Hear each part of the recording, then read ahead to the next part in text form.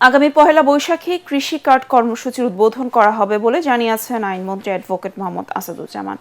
গত রাতে শহরের জোহান ড্রিম ভ্যালি পার্কের আর্থসামাজিক উন্নয়নে ঝিনাইদহবাসীর ভাবনা শীর্ষক আলোচনায় তিনি কথা বলেন।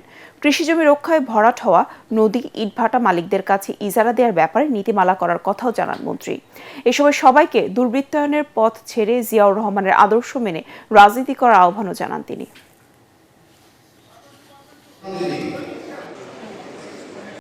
আগামী 14 এপ্রিল পহেলা বৈশাখ ইনশাল্লাহ আমরা কৃষি কার্ডের সেই উদ্বোধন কর্মসূচি দেখতে পাব। শহীদ রাষ্ট্রপতি জিয়াউর রহমানের আদর্শের পথ ধরে তারেক রহমানের দেখানো কর্মসূচি ধরে আপনার জনগণের দোরগোড়ায় পৌঁছে যান।